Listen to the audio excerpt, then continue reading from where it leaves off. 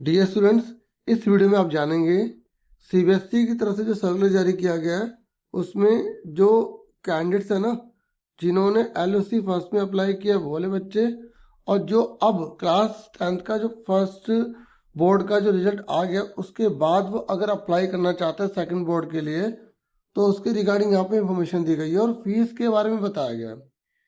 देखिए यहाँ बताया गया है कि अगर कोई बच्चा अप्लाई करना चाहता है तो वो 16 तारीख से लेकर 20 तारीख तक अप्लाई कर सकता है। और जिन्होंने फर्स्ट बोर्ड के एग्जाम के रिजल्ट से पहले ही जो एक फर्स्ट फेज था ना उसमें अप्लाई कर दिया था कि सेकंड बोर्ड का मुझे पेपर देना है, तो उनको भी 16 से 20 तारीख के बीच में फीस सबमिट कराने के लिए बोला गया है। ठीक है।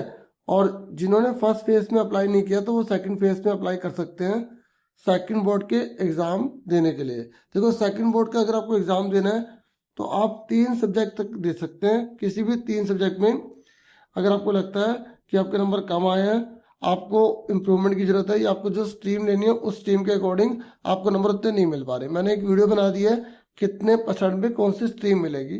ठीक है, तो आप वो वीडियो देख लेना, डिस्क्रिप्शन में आपको लिंक मिलेगा या पहले कमेंट में आपको लिंक मिल जाएगा।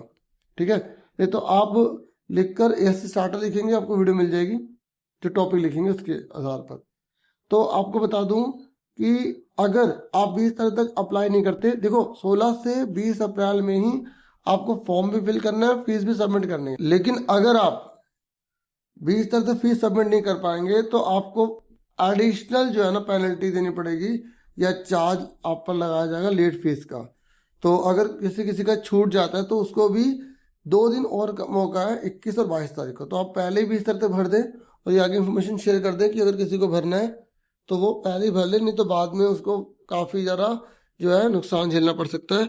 अब मैं पहले आपको बता दूं फीस के बारे में, फीस कितनी है।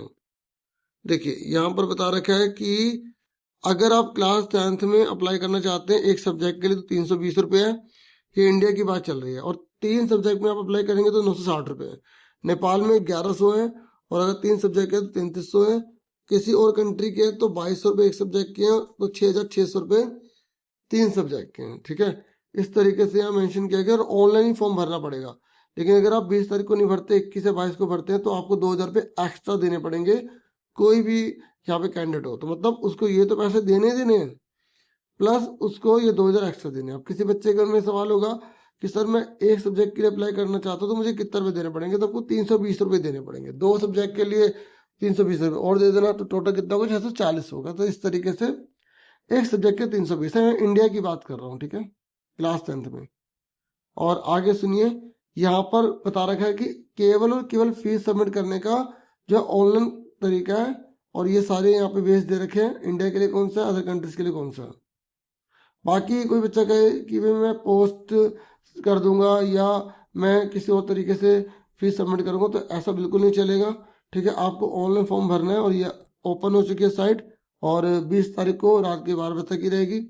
ठीक है, लेट फीस भरोगे तो आपको एक तरह से ज़्यादा पेनल्टी देनी पड़ रही है। और कुछ क्वेश्चन भी है यहाँ पर, इसके आंसर दे रखे हैं, तो आपको और अच्छे समझ में आ जाएगा कि ये सेकंड बोर्ड का एग्जाम कौन इसमें अपीयर कर सकता है। तो देखो, जिसकी कंपार्टमेंट है वो दे सकता है, जिसको थर्ड चांस मिला है, जो पिछले साल का है उससे पिछले साल का बच्चा है तो उसे थर्ड चांस है, उसमें अप्लाई कर सकता है।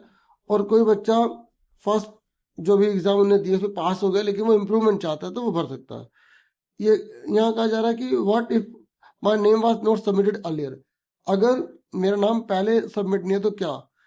अगर आपका नाम सबमिट नहीं है ना फर्स्ट फेज में एलओसी में, तो आप अब सबमिट कर सकते हो, फीस भर सकते हो और अप्लाई कर सकते हो, पेपर दे सकते हो। और अगर आपका नाम ऑलरेडी सबमिटेड है तो आप एग्जाम की फीस भर सकते हो। ठीक है, और फिर आपको क्या करना, पेपर देना है। और अगर आप चाहते हो कि भाई मैंने फर्स्ट फेज में अप्लाई कर लिया था लेकिन अब मैं पेपर नहीं देना चाहता, तो आप अपना नाम विड्रॉ भी कर सकते हो। ठीक है, तो क्या लिखा है, अगर आपको एग्जाम नहीं देना तो आप अपना नाम हटा सकते हो, निकाल सकते हो। तो यहाँ एक क्वेश्चन बहुत बच्चों के मन में है कि सर क्या मैं मैथमेटिक्स का ऑप्शन चेंज कर सकता हूँ। आप कर सकते हो। जैसे किसी बच्चे ने बेसिक मैथ ली थी तो वो स्टैंडर्ड मैथ लेना चाहता है तो वो सेकंड बोर्ड में कर सकता है। अगर स्टैंडर्ड ली थी तो बेसिक वाला वो फॉर्म भर के पेपर दे सकता है, उसके ऊपर उसकी मर्जी है। ठीक है, तो यहाँ पर कहा जा रहा है how many subjects can I improve, मैं कितने सब्जेक्ट इंप्रूवमेंट के लिए भर सकता हूँ। 3 सब्जेक्ट में आप भर सकते हो। और कोई बच्चा स्पोर्ट्स कैंडिडेट है तो वो सारे के सारे पेपर दोबारा दे सकता है, क्योंकि स्पोर्ट्स है ना, तो उसने उस समय स्पोर्ट्स की एक्टिविटीज में पार्टिसिपेट किया होगा, तो वो पेपर नहीं दे पाया तो सेकंड बोर्ड के एग्जाम दे सकता है। ठीक है, और कोई बच्चा CWSN है तो उसको भी सारे पेपर देने के लिए यहाँ बोला गया, वो सारे पेपर के लिए अप्लाई कर सकता है। ठीक है, और यहाँ बोला गया लेकिन वो रजिस्टर्ड होना चाहिए। ठीक है, लिखा है only those registered as CWSN in the first examination will continue to receive facilities if appearing in the second board exam.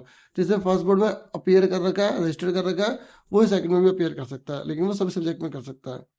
ठीक है, और यहाँ लिखा है व्हाट हैपन इफ आई पे the fees but don't appear. अगर मैंने फीस पे कर दी लेकिन मैं अपीयर नहीं करता, if your name is submitted and the fee paid but you do not appear, your main exam 2026 result will be treated as final. तो आपने जो मेन बोर्ड फर्स्ट के जो एग्जाम दिए होंगे उसके नंबर ही आपके सेकंड वाले में लग जाएंगे। मतलब एक ही बार रिपोर्ट कार्ड तैयार होगी ना, बाद में अभी रिपोर्ट कार्ड आपको नहीं मिलेगी, सिर्फ आपको रिजल्ट शो हो रहा है। ठीक है, रिजल्ट आपका तभी तैयार होगा जब सेकंड बोर्ड के एग्जाम से बच्चे दे देंगे, जो फाइनल जून में रिजल्ट आने वाला है, उसके बेस पर आपको आपका रिजल्ट शो होगा। ठीक है, तो सिलेबस क्या, पूरा वही सिलेबस है जो पहले आपने पढ़ा है। और where can I find the schedule for fee payment, तो फी पेमेंट के बारे में मैंने आपको बता दिया है कि ठीक है, और ऑनलाइन आपको फॉर्म भरना है, CBSE की वेबसाइट पर जाना है, वहाँ पर भी आप जाके सारी जानकारी ले सकते हैं। बाकी अगर आपके और भी डाउट्स है तो उन्हीं के रिगार्डिंग में एक डाउट्स वाली वीडियो बना दूंगा ताकि आपको और क्लियर हो जाए। मैंने यहाँ ज़्यादा से ज़्यादा जानकारी देने की आपको पूरी कोशिश की है, बाकी कमेंट करके बता दीजिएगा। हाँ, कुछ बच्चों के मन में ये आ सकता है कि जैसे मैं सब्जेक्ट चेंज करना चाहता हूँ, तो जैसे मान लो किसी ने कोई सब्जेक्ट पहले कोई और लिया था, अब वो कोई और सब्जेक्ट लेना चाहता है, तो आप ऐसा नहीं कर सकते, सब्जेक्ट चेंज नहीं होगा। बस मैथ्स के लिए यहाँ पे आपको मतलब छूट दी गई है कि कोई स्टैंडर्ड से बेसिक या बेसिक स्टैंडर्ड लेना चाहता है तो वो ले सकता है और पेपर दे सकता है। ठीक है, इतना ही था इस वीडियो में। Thank you for watching and listening carefully. Take care dear students and dear viewers.